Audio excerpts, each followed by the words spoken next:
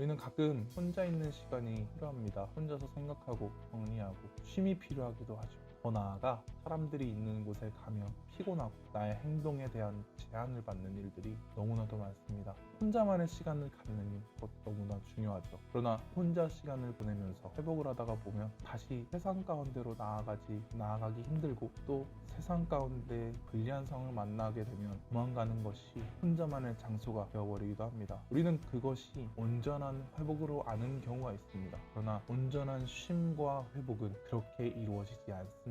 저 또한 내향적인 성격으로 인해서 세상 가운데 시달리다 보면 어려운 일을 만나다 보면 제가 피할 도피처를 찾습니다. 그곳에 들어가서 혼자만의 시간을 갖는 것이 저한테는 회복 방법이기도 합니다. 그러나 여러분, 사람이 혼자만의 시간을 갖는 것이 때로는 생각으로, 마음으로, 행동으로 죄를 짓게 됩니다.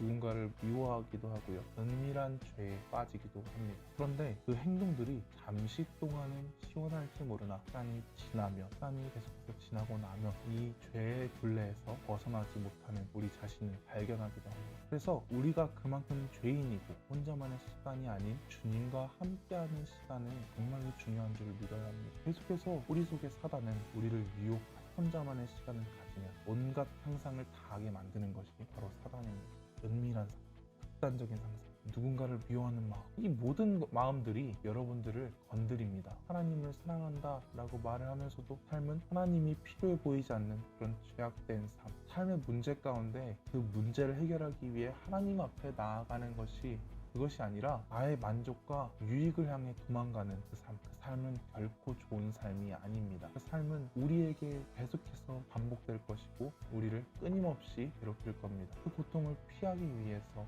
잠시 동안 피할 곳을 여러분들 찾아다니지 마시고, 우리는 오늘 말씀에서 나온 것처럼 우리는 주의 영을 떠나서는 아무것도 아닙니다. 아무것도 하지 못하는 그러한 존재입니다. 하나님의 영은 우리가 어딜 가든 어디서 무엇을 하든 함께 하시는, 그리고 하나님만이 우리의 피난처 되시, 우리의 도움이 되심을 우리가 잊지 않고 살아가야 합니다. 우리가 결국 도망쳐도 결국은 하나님의 손은 아닙니다. 이 말이 여러분들에게 어떻게 들릴지는 모르겠어요. 도망치지 말라는 협박으로 들릴 수도 있겠습니다. 그러나 하나님의 손 아니라는 것은 우리가 어느 곳에 있던 함께 하신다라는 말입니다. 우리가 어디로 도망을, 하나님은 그곳에 계시며 여러분들을 보호하고 계신다라는 것을 여러분들 잊지 않기를 원합니다. 메시지를 정리하면 우리는 절대 하나님을 떠나지 못합니다. 더 이상 여러분들의 안정을 위해서 도망치지 마시고 우리의 피할 길은 오직 하나님이십니다. 다른 어떤 것들도 어떤 것으로도 우리는 영원한 안정을 누릴 수가 없습니다. 우리의 피난처 되시는 오직 예수 그리스도만을 의지하는